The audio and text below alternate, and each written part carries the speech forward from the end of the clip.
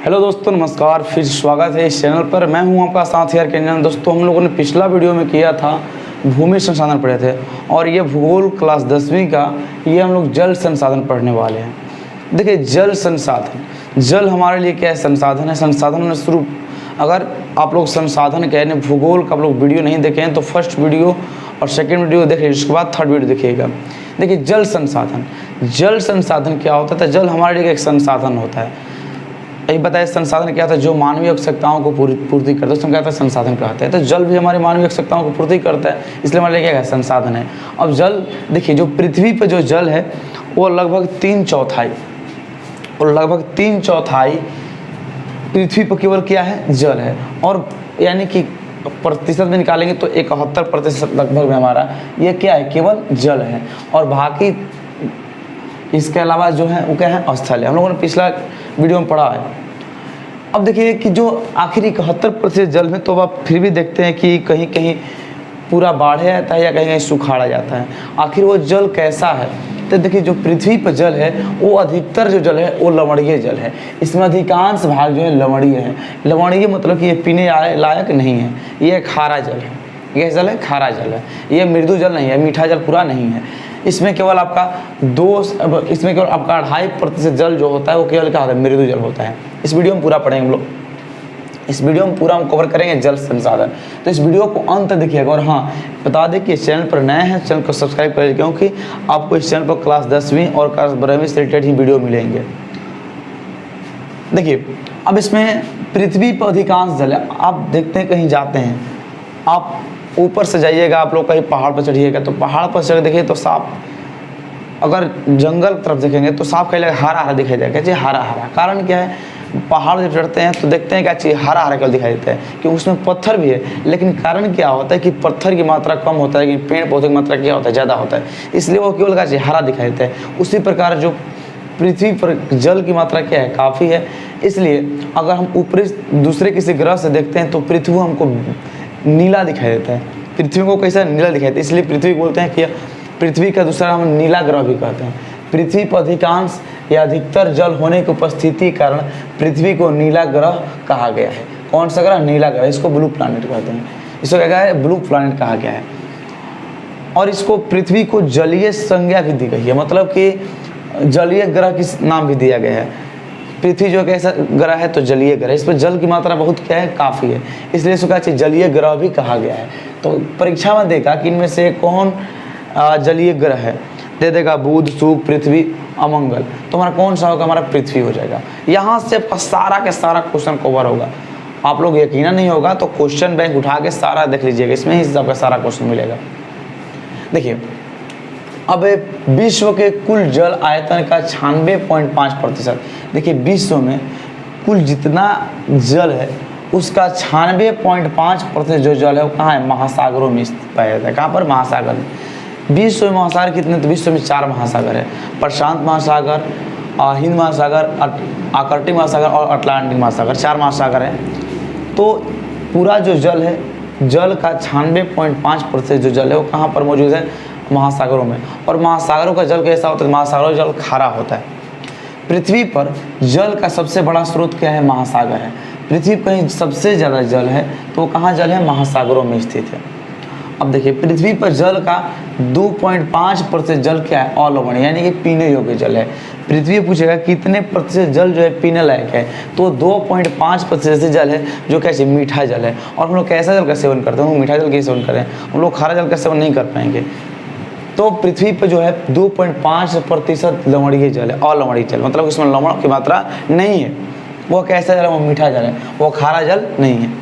अब देखिए, पृथ्वी पर अगला, पृथ्वी के 2 गोलार्ध हैं, एक उत्तरी गोलार्ध और एक दक्षिणी गोलार्ध। उत्तरी जो गोलार्ध है उस पर स्थल है। स्थल मतलब से धरती, धरा, भूमि, उस पर क्या है? भूमि है। और दक्षिणी गोलार्ध में केवल क्या है? जल ही जल है। केवल क्या है? जल है। आप लोग जब मैप में देखिएगा तो मैप में जो ऊपरी सतह होता है उसमें क्या चाहिए?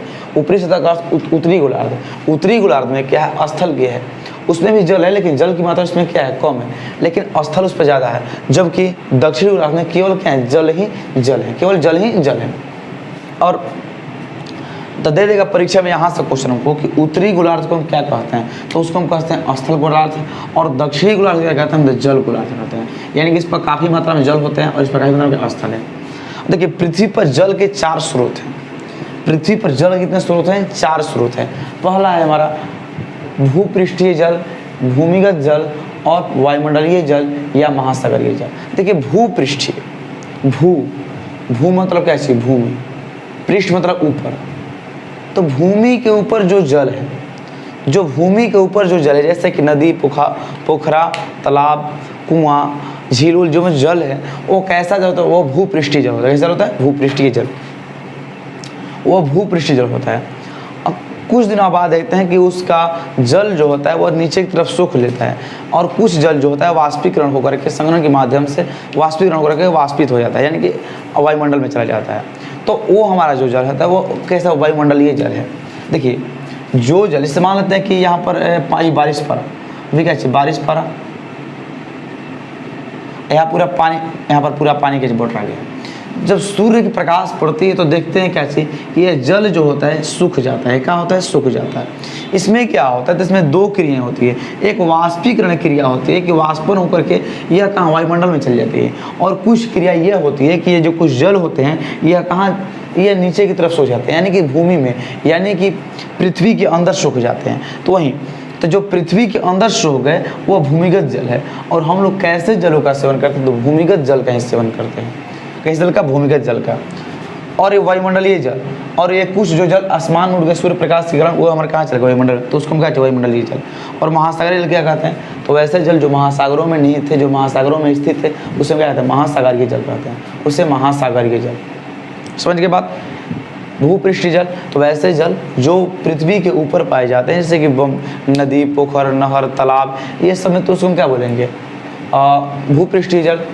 अब भूमिगत जल क्या कहते हैं? तो जो भूमि के ऊपर जो भूमि के अंदर पाए जाता है उसे हम कहते हैं भूमिगत जल कहते हैं। और वायुमंडलीय जल, तो वैसे जल जो वायुमंडल में पाए उसे वायुमंडलीय जल कहते हैं। और महासागरीय जल, वैसे जल जो महासागरों में पाए जाते हैं उसे महासागरीय जल कहते हैं। और बताएं कि महासागर में कुल कितना जल का? तो कुल जल का 96.5% जल क्या है? महासागर में स्थित है। आगे बढ़ते हैं। देखिए पृथ्वी पर जल का सबसे बड़ा मुख्य स्रोत क्या है? वर्षा का जल। हाँ, अगर मान लेते हैं कि पृथ्वी पर अगर वर्षा ना हो तो देखते हैं कि अगर हमारे बता दें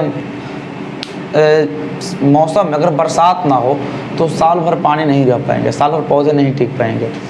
तो वही मेन कारण है। पृथ्वी पर जल का सबसे बड़ा मुख्य स्रोत क्या है? वर्षा। वर्षा होना बहुत जरूरी है। वर्षा नहीं होगा सारे पेड़ पौधे मर जाएंगे, पेड़ पौधे नहीं रहेंगे।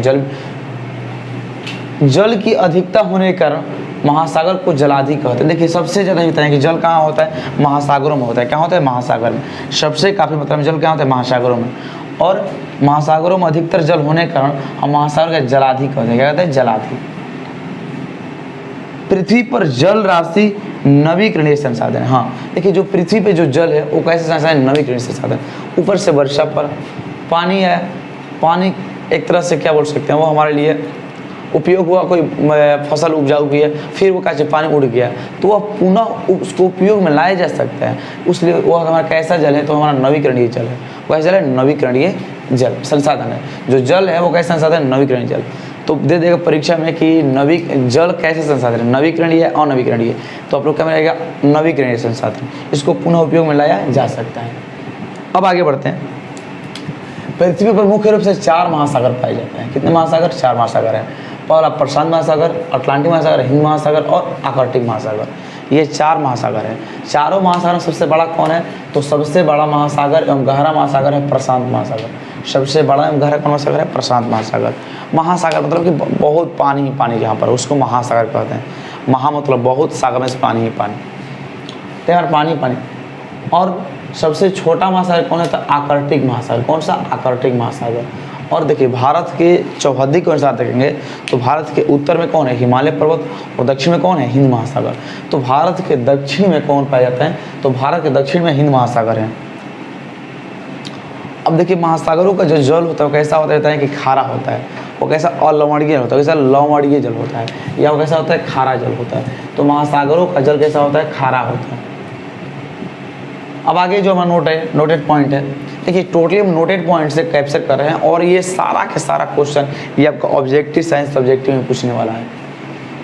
पृथ्वी पर जो जल है वो कितना दो प्रकार के मौजूद है, एक मीठा जल और दूसरा कैसा खारा जल। मीठा जल जो है वो लगभग 75% वो बर्फबारी वाले क्षेत्रों में या हिमगिरी जो क्षेत्र हैं वहाँ पर वैसे प्रदेशों में है, शीत प्रदेशों में, ठंडा प्रदेशों में वह बर्फ़ के रूप में क्या है उपस्थित है। और कुछ जो 25% जल है वो क्या है भूमिगत है, यानी कि भूमि के अंदर है। 25% जल ऐसे हैं जो भूमि के अंदर वह खारा जल है और बाकी 75% जल जो है कहाँ है शीत प्रदेश, मतलब कि ठंडा प्रदेशों में, यानी कि यह बर्फ़ के रूप में क्या है मौजूद है। हिम नदी जो है, हिम नदी में यह जल कुछ मौजूद है। कुछ और परिणाम लोगों का है, एक दो को बता सकते हैं आपको, एक मिनट ज़रा सा।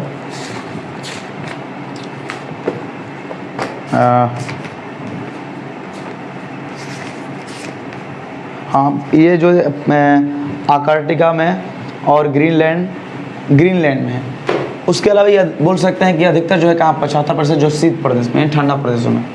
और देखिए मृदु जल है वो कैसा जल एक है, वो एक हमारा अनवीकरणीय संसाधन है। कैसा अनवीकरणीय, जो मृदु जल है वो हमारा एक अनवीकरणीय संसाधन है। जो मृदु जल है वो कैसे एक अनवीकरणीय संसाधन है, यानी इसको जो ये मृदु जल है अनवीकरणीय, इसको पुनः उपयोग हम नहीं ला सकते। इससे जो मृदु जल है तो मीठा जल है कैसे अनवीकरणीय संसाधन है। और पृथ्वी पर लगभग 25% जल जो है भूमिगत जल स्वच्छ जल के रूप में है, यानी कि जो 75 ये कहा था हमारा ये तो बर्फ़ के रूप में है और ये बाकी जो 25 बच गया वो कैसे भूमि के अंदर है।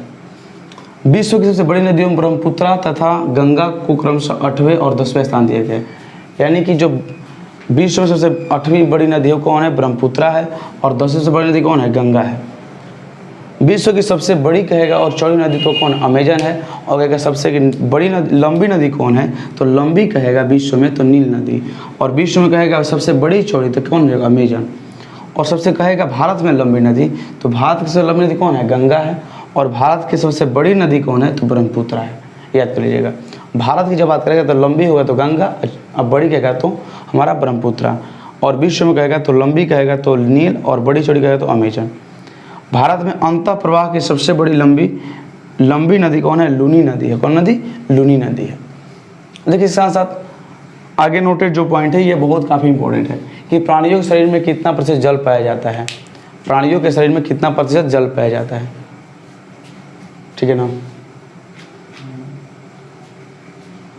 प्राणी शरीर में कितना 65%, और पेड़ पौधे यानी जो वनस्पति है उसमें कितना 65 से 99%, 65 से 99% जल पाए जाते हैं। यहाँ से बहुत बार क्वेश्चन ये पूछ चुका है, बहुत बार।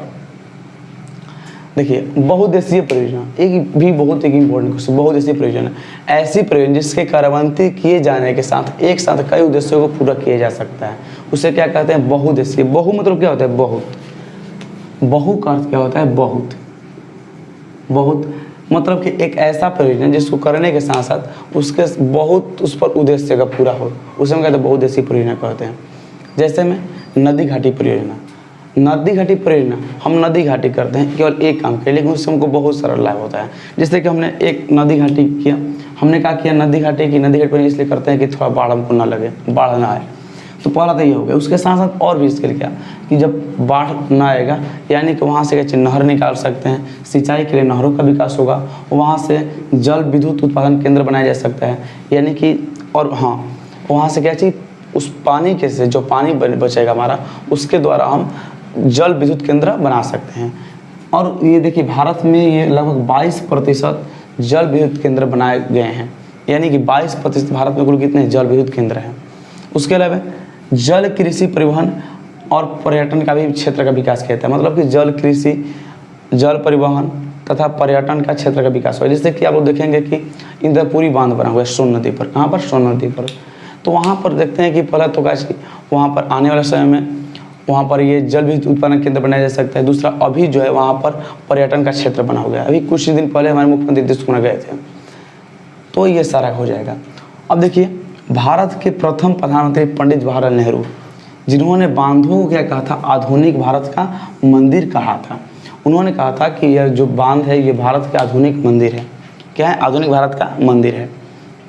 अब देखिए कुछ आपको यहाँ पर भारत की प्रमुख नदी घाटी परियोजना लिखी है और उसकी नदियाँ लिखी हैं। कौन सा परियोजना किस नदी पर है? भाखड़ा नांगल परियोजना, ये जो है हमारा सतलज नदी पर है। दामोदर नदी घाटी परियोजना क्या है, दामोदर नदी पर। हीराकुंड नदी घाटी परियोजना, ये बहुत पूछता है, ये कहाँ पर, महानदी पर। कहाँ नदी पर, महानदी पर। हीराकुंड कहाँ पर है, ये महानदी। महानदी कहाँ पड़ती है, तो उड़ीसा में, याद करिएगा। नर्मदा नदी घाटी परियोजना कहाँ पर, नर्मदा नदी पर। तुंगभद्रा नदी घाटी परियोजना कहाँ पर, तुंगभद्रा पर। शरावती नदी कहाँ है, तो शरावती नदी पर। और चंबल नदी घाटी परियोजना कहाँ है, चंबल नदी पर। उसके अलावा ये बिहार के प्रमुख कुछ नदी घाटी परियोजना, इसको भी देख लेते हैं। सोन नदी घाटी परियोजना, ये कहाँ है, सोन नदी पर। और गंडक नदी घाटी परियोजना कहाँ है, गंडक नदी पर। और कोसी नदी घाटी परियोजना कहाँ है, कोसी नदी पर। इतना ही, फिर मिलते हैं आगे, हम देखते हैं फिर। मृदु जल है कैसे एक अनवीकरणीय संसाधन है, यानी इसको जो ये मृदु जल है अनवीकरणीय, इसको पुनः उपयोग हम नहीं ला सकते। इससे जो मृदु जल है तो मीठा जल है कैसे अनवीकरणीय संसाधन है। और पृथ्वी पर लगभग 25% जल जो है भूमिगत जल स्वच्छ जल के रूप में है, यानी कि जो 75 ये कहा था हमारा, ये तो बर्फ के रूप में है। और ये बाकी जो 25 बच गया वो कैसे भूमि के अंदर है। विश्व की सबसे बड़ी नदियों में ब्रह्मपुत्र तथा गंगा को क्रमशः 8वें और 10वें स्थान दिए गए, यानी कि जो विश्व में सबसे 8वीं बड़ी नदी कौन है, ब्रह्मपुत्र है। और 10वीं सबसे बड़ी नदी कौन है, गंगा है।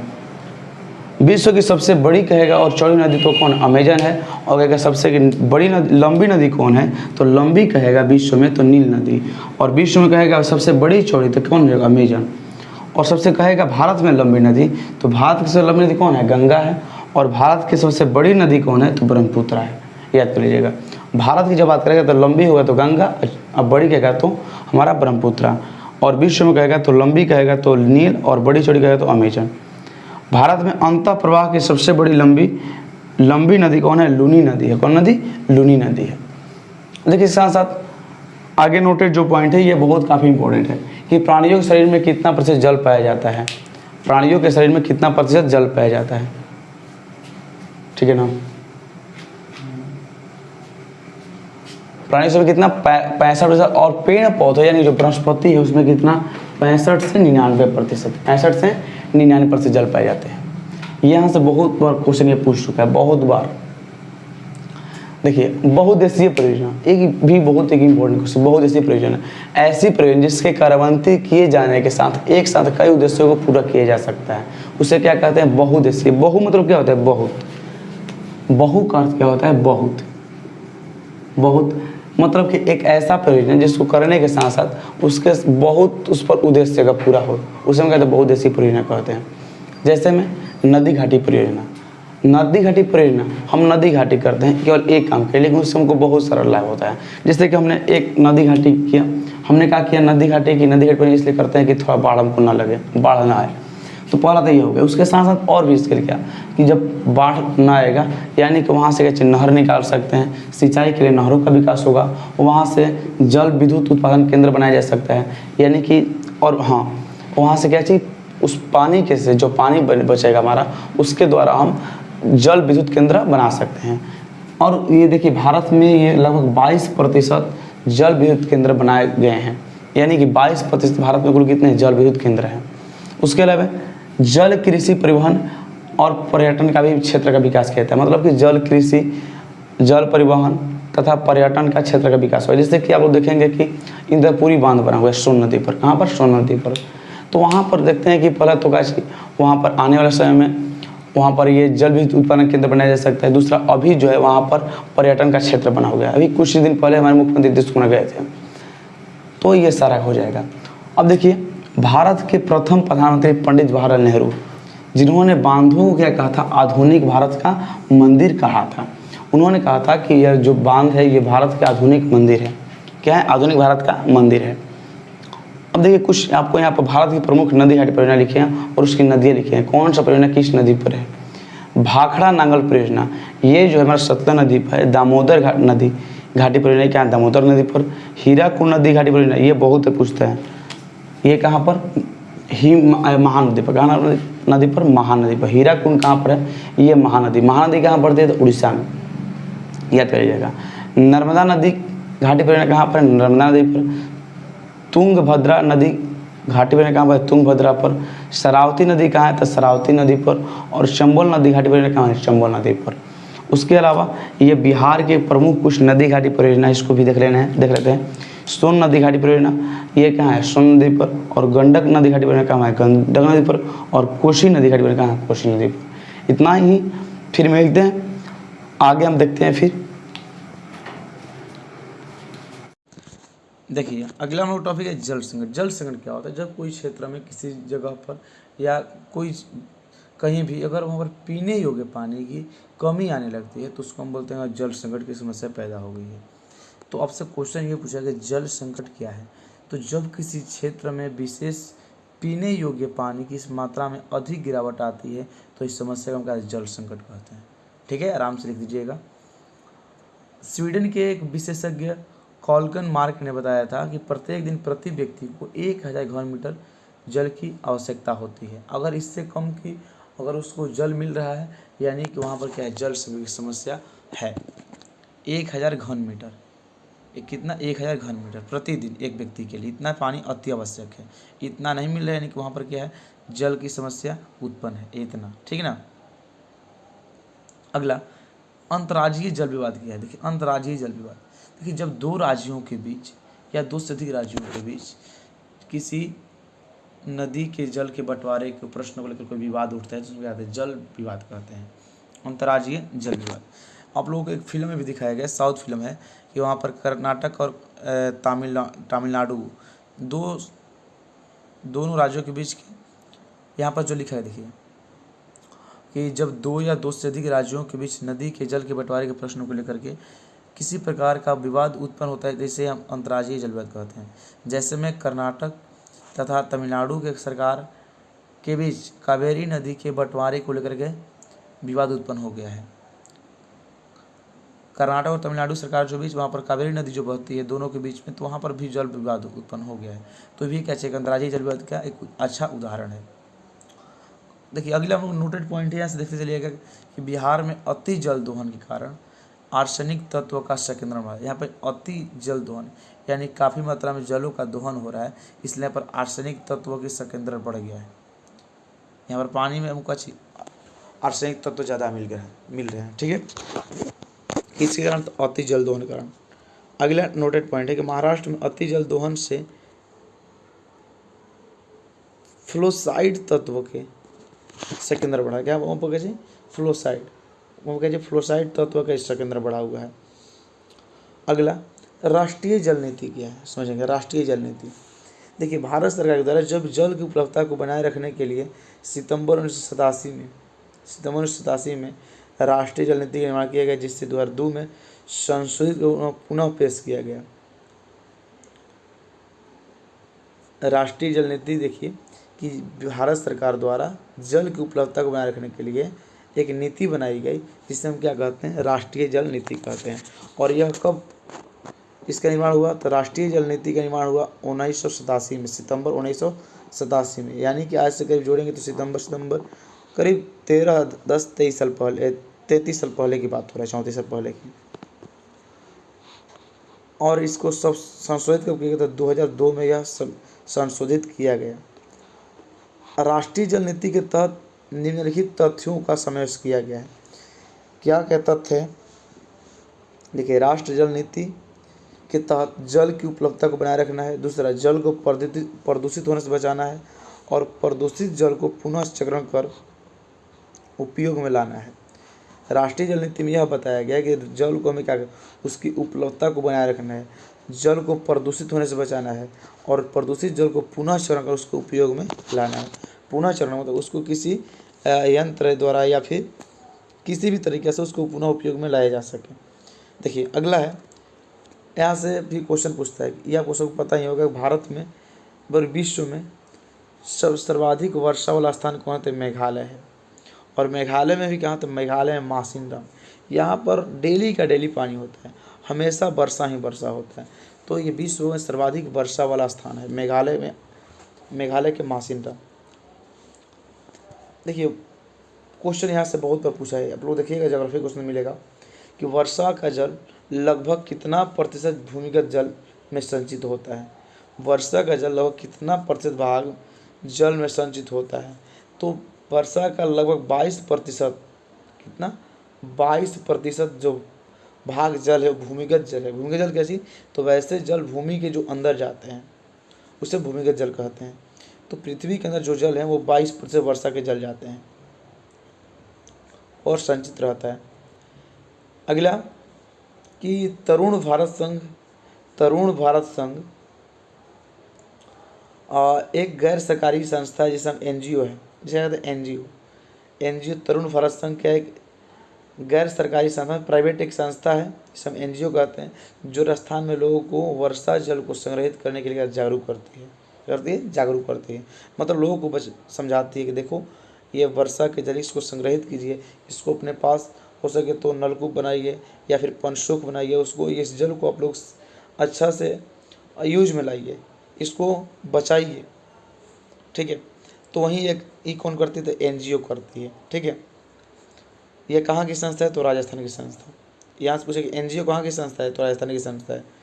अगला प्रश्न है जल संसाधन। जल संसाधन में कुछ जल संसाधन राजस्थान के बाड़मेर जैसे शुष्क प्रदेशों में वर्षा के जल को संग्रहित करने के लिए भूमिगत टैंक बनाए जाते हैं, जिसे टांका कहते हैं। कहाँ पर? बाड़मेर में, राजस्थान में बाड़मेर एक जगह है, वहाँ पर जलों को संग्रहित करने के लिए भूमिगत टैंक बनाते हैं। इससे क्या आप देखें पेट्रोल टंकियों के देखे होंगे, तो उसके अंदर टंकी में तो उसमें तेल रहता है, तो इसके अंदर वहाँ पर ये वर्षा के जल को संग्रहित करके टैंक में रखते हैं भूमिगत अंदर पृथ्वी के, उसे हम टांका कहते हैं। क्या कहते हैं? टांका। अगला राजस्थान के जैसलमेर में इसे खादीन तथा अन्य क्षेत्रों में जोहड़ कहा जाता है। राजस्थान के जैसलमेर में उस टांका को क्या कहता है? खादीन कहा जाता है। क्या कहता है? खादीन। और अन्य जगहों पर जोहड़ कहा जाता है। देखो राजस्थान में इतना क्यों दिक्कत है? क्योंकि वहाँ पर कई मात्रा में क्या है? रेगिस्तान है। क्या है? रेगिस्तान, मरुस्थल है, इसलिए वहाँ पर पानी की कमियाँ हैं। अब लोग देखेंगे सऊदी अरब में क्या है? पानी की कमी है, पानी की वहाँ पर भी कमी है। तो जहाँ जहाँ पानी कमी है तो वहाँ पर क्या चाहिए? ये विधि वहाँ पर लगाया जाता है, वहाँ पर टैंक बताया जाएगा कि वर्षा का जब पानी पड़ेगा, वर्षा का जलेगा तो यहाँ पर संग्रहित हो जाएगा, यहाँ एक जगह अस्थिर रह जाएगा। अगला तमिलनाडु की सरकार द्वारा वर्षा जल को संग्रहित करने के लिए कानूनी तौर पर अनिवार्य कर दिया गया है। देखिए जो तमिलनाडु सरकार है उन्होंने क्या कर दिया कि देखिए आप लोग भाई अपना वर्षा जल को संग्रहित कीजिए, नहीं तो आपको कानूनी कार्रवाई किया जाएगा। ये कौन कर दिया है? तो ये हम लोगों का तमिलनाडु सरकार कर दिया है। तो हम लोगों ने इस वीडियो में पूरा कंप्लीटली जल संसाधन के बारे में अध्ययन कर लिया है। अगर वीडियो थोड़ा सा भी आपके लिए हेल्पफुल रहा होगा तो वीडियो को शेयर कर दीजिएगा और लाइक जरूर कर दीजिएगा, और चैनल पर पहली बार हैं तो सब्सक्राइब करके बेल आइकन को प्रेस कीजिएगा। तब तक मिलते हैं, तब तक जय हिंद, बाय बाय।